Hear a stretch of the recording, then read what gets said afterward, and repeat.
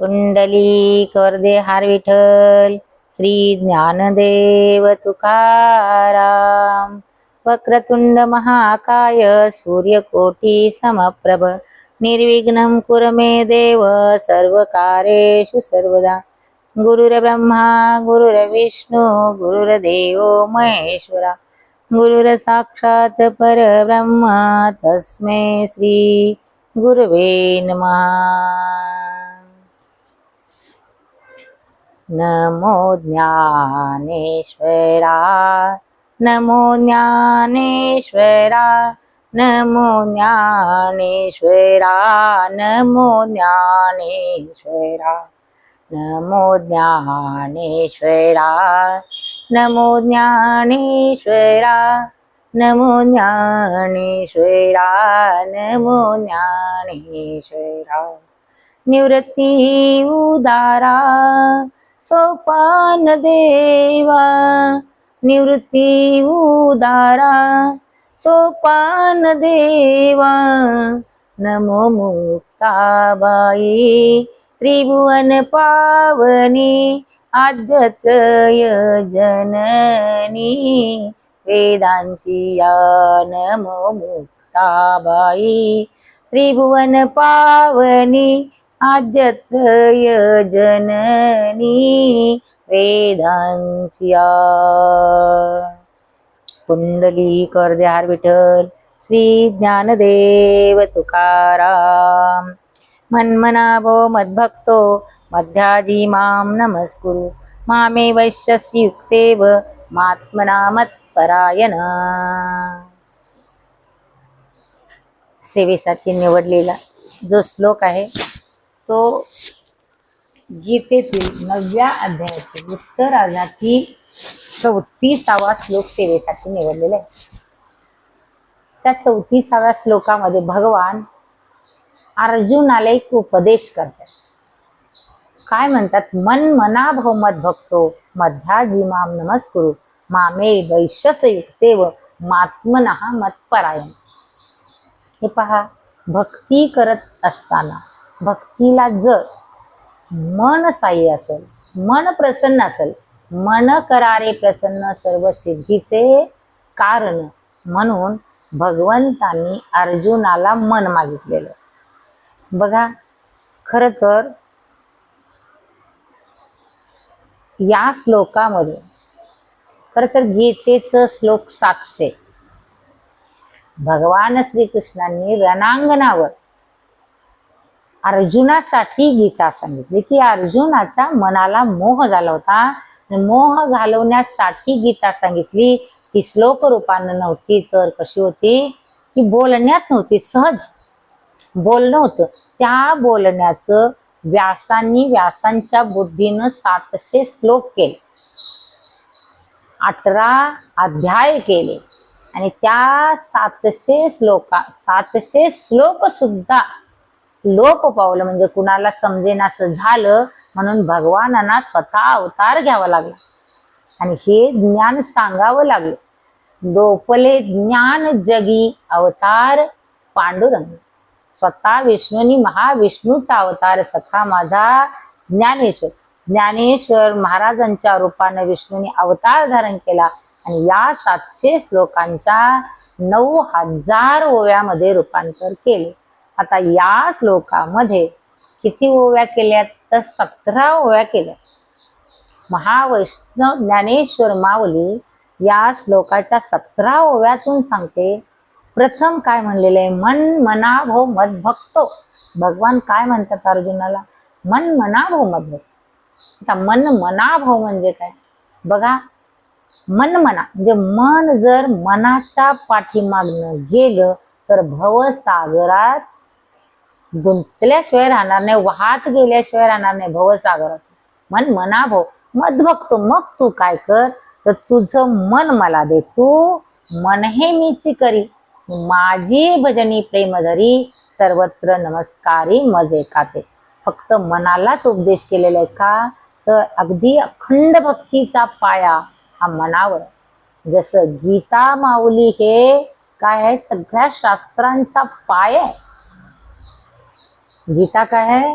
सगळ्या ज्ञानाचा पाया आहे गीता. ज्ञान देवे रचिला पाया आणि उभारिले देवालया. तसं भक्तीचा पाया काय गीता आहे, तसं माणसाच्या ज्ञानाचा पाया गीता आणि माणसाच्या भक्तीचा पाया मन आहे. मन खंबीर असेल तर ते मन आपल्याला कुठपर्यंत नेऊ शकतं की भगवत स्वरूप होऊ शकतं. पण मनाला काय झालेलं आहे की मन या विषयामध्ये गुंतले. शब्द स्पर्श रूप रस गंध जे 5 विषय आहेत, त्या 5 विषयाच्या नादी मन लागल्यामुळं मन भटकायला लागले. त्या मनाला काय वाटतंय की मला यात सुख मिळेल, यात सुख मिळेल. 5 विषयात सुख शोधण्याच्या मार्गामध्ये मन गुंतलेलं आहे. खरं तर त्या मनाला विषयातून काढून काय करायला पाहिजे, भक्तीला लावायला पाहिजे. मना सज्जना, रामदास स्वामी काय म्हणले, भक्ती पंथेची जावे. या पंथाला भक्तीच्या ओघामध्ये फक्त इकडनं मन वाहत निघालेलं काय करायचंय, इकडं लावायचंय. विषयातून मन काढायचंय आणि परमार्थाला मन भक्तीला मन लावायचंय. भक्तीच्या ओघात मिसळायचंय. काय करायचंय, मन इकडे लावायचंय. खरं तर आपल्याला पाठीमागच्या 20 तारखेपासून मनावर प्रश्न आपण ठेवणार आहोत. बघा, मनाची परीक्षा घेण्यासाठी 11 दिवस गेले. काल खरं तर काल एक आम्ही प्रवचन केलं. त्या प्रवचनामध्ये काल काय केलं तर नवीन वर्षाची सुरुवात आणि सगळ्यांना शुभेच्छा दिल्या. महाराज म्हणले मला की आम्ही 20 तारखेपासून मनाच्या प्रवचनाची वाट पाहतोय, पण तुमची प्रवचन अजून आली नाहीत. पण महाराज स्वारी काय आहे की मन तयार व्हायलाच किती दिवस गेले, 11 दिवस. असं तसं मन तयार होत नाही. भक्ती मार्गात असलेल्या मनाला जर वळवायला एवढे दिवस लागतात, तर भक्तीत नसलच्या मनाला विषयातून काढण्यासाठी या संतांना किती त्रास झाला हो.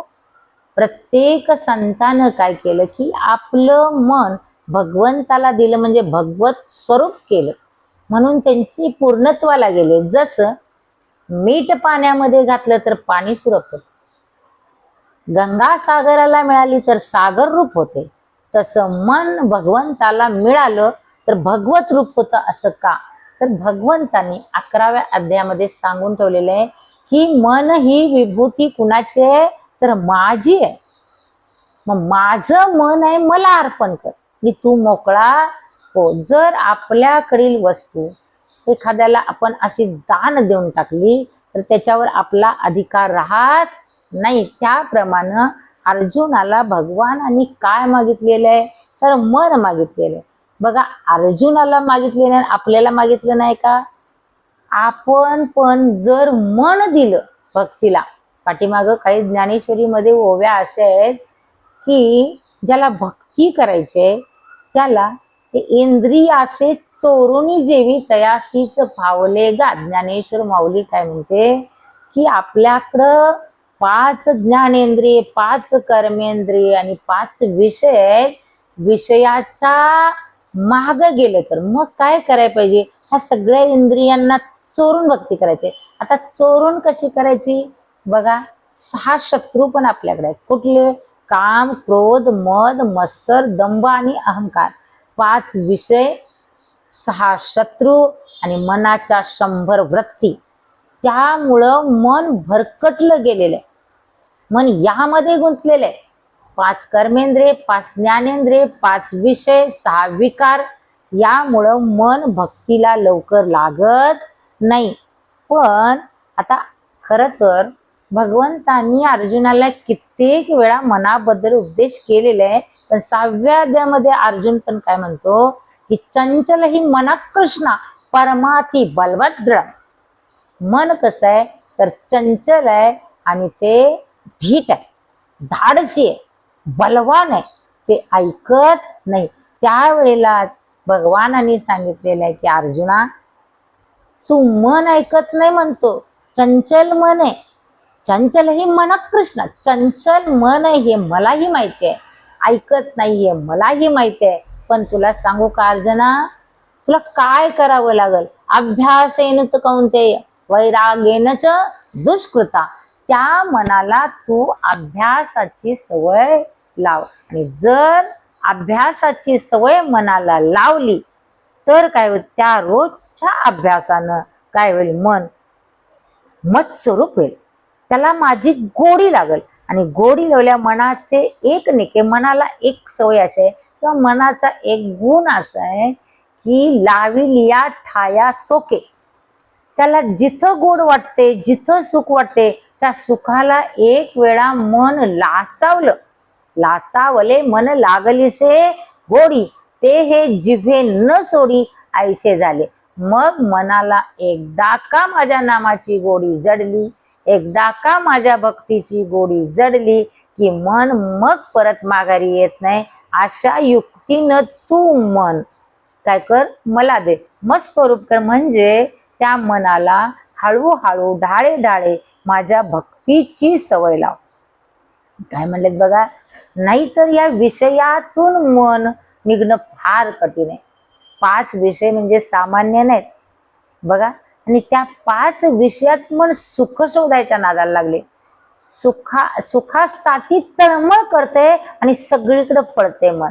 त्या मनाला आवरण्यासाठी, खऱ्या सुखाचा पत्ता सांगण्यासाठी संतांनी खटाटोप करून आपल्याला अनेक ग्रंथांच्या माध्यमातून सांगितलेलं आहे. 4 वेद असतील, 6 शास्त्र असतील, 18 पुराण असतील, 18 उपपुराण असतील. सगळ्यातून काय केलेलं आहे की आपल्या मनाला बोध केलेला आहे. मग मनाला कोणत्याही प्रकारानं भक्तीला लावायचंय. बघा, रामदास स्वामी तर मनाशी गोड बोलले आणि मनाशी मैत्री केली. काय म्हणाले की मना तू चांगलेस, तू सज्जन आहेस. मना सज्जना भक्ती पंथेची जावे. जर तू या मार्गानं गेलस, भक्ती पंथानं गेलस, तरी श्रीहरी पावी जेतो स्वभावी. जर तू या मार्गानं गेलस तर तुझ्या या गोड स्वभावामुळे मला काय होणार आहे, तर मला खरं तर तुझ्यामुळं मला भगवत दर्शन होणार आहे. असं मनाशी मैत्री केली. या मनाचं खरं स्वरूप काय आहे, भगवंतांनी जरी सांगितलं असलं मन हे विभूती माझी आहे, पण मन कसं आहे, तर मन हे 11वं इंद्रिय आहे आणि मन दिसत नाही. मन राहतं कुठं, अंतःकरण चतुष्टय म्हणलं जातं. त्या अंतःकरणामध्ये मन राहतं. अंतःकरण चतुष्टय म्हणलं जातं. मन, बुद्धी, चित्त आणि अहंकार यात मन आहे. अंतःकरण चतुष्टय म्हणलं जातं. आणि भगवान राहतो कुठं, हृदयामध्ये. तैसा हृदयामध्ये मी रामू, असता सर्व सुखाचा आरामो, भ्रांतासी कामो विषयावर. मन हृदयामध्ये मन अंतःकरणामध्ये राहतं, भगवान हृदयामध्ये राहतो आणि त्याच्यामध्ये अगदी पातळसा पडदा आहे. त्याप्रमाणे माऊलीनं पाठीमागं काही ओव्यामध्ये सांगितलेलं आहे की माऊली म्हणते, पाहे पा दूध पवित्र आणि गोड, परी त्वचेच्या पदरा आड. दूध पवित्र आहे, गोड आहे, एका पडद्याच्या आड आहे. परी जर गोचिड त्या स्तनाला लागला असलं, ते गोचिड काय करतं, रक्त पितं. जर अजून एक पडदा त्यानं काढला असता तर आत दूध आहे पण अशुद्धच सेवन करतं. त्याप्रमाणे मन सुख बाहेर शोधते. तेच मन जर आत मळलं, अंतर्मुख झालं, तर त्या मनाला भगवंताची भेट होणार आहे. म्हणून भगवंतांनी अर्जुनाला मन मागितलं. कुंडली कर विठ्ठल, श्री ज्ञानदेव तुकाराम.